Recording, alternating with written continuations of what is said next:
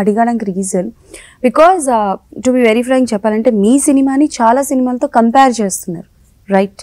From the day when trailer వచ్చిన తర్వాత కావచ్చు, ఫస్ట్ లుక్ వచ్చిన దగ్గర నుంచి ఐ థింక్ డెఫినెట్లీ మీకు చాలా కాల్స్ వచ్చి ఉంటాయి, లైక్ అర్జున్ రెడ్డిలా ఉంది, అర్జున్ రెడ్డి లాంటి చేస్తున్నాము, యానిమల్ లుక్స్ ఉన్నాయి, ఇట్లా కంపేర్ చేస్తూ ఉంటారు. సో ఆ కంపారిజన్ వచ్చింది అని అంటే మీరు ఎలా అది రాకుండానే ఉండడానికి ట్రై చేసి ఉంటారు కదా? కంపారిజన్ వచ్చిందంటే కష్టపడి రాసినట్టు కదా, ఈజీగా రాసినట్టు, కాపీ కొట్టినట్టు కదా.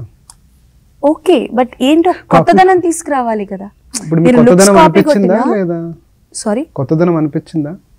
కొత్తదనం అని అంటే ఓకే, బట్ ఏం జరిగి ఉంటుందా అన్న పాయింట్ అయితే ఉంది. అంటే దానికోసమే కష్టపడి ఉంటాం. అదే ఎలా పడ్డారు, ఎన్ని సంవత్సరాలు పడ్డారు? చాలా 3 నెలల్లో రాసిన కదా, అంతకంటే ఎక్కువ టైం పట్టలేదు. Character I know that character from a long time. Okay. So it was not a big deal to write for me. Okay. So basically మీరు క్యారెక్టరైజేషన్ చేసిన క్యారెక్టర్ అంటే నాకు తెలిసి వెరీ మెచ్యూర్డ్, చాలా ఎమోషన్స్ని పండించాలి. సో ఇంతమంది ఆర్టిస్టులు ఉండగా ఇండస్ట్రీలో ఎందుకు మీరు ప్రజెంట్ హీరోని ఎందుకు ఎన్నుకున్నారు? చాయిస్ లేక. అంటే what do you mean? కథని నమ్మి హీరోలు రావట్లేదన్నా? అంతే, రాలేదు. మీరు ఈ కథలు ఎవరెవరికి వినిపించారు?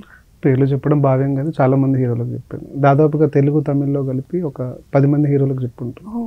What is the reply? అందరికీ కథ నచ్చింది, నచ్చిన వాళ్ళు ఎవరు లేరు అసలు. దాదాపు భయం వేసింది అందరికి. ఎందుకు?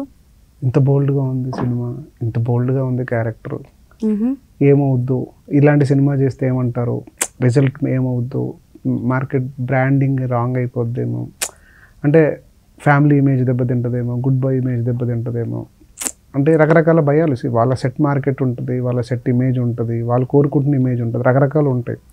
అందరికీ బాగా నచ్చింది. కానీ you can mention anyone's name. No, it's not better not to mention. కాంట్రవర్సీలోకి వెళ్ళకూడదు అని అనుకుంటున్నా యశస్వి గారు. అట్లా ఏం లేదు.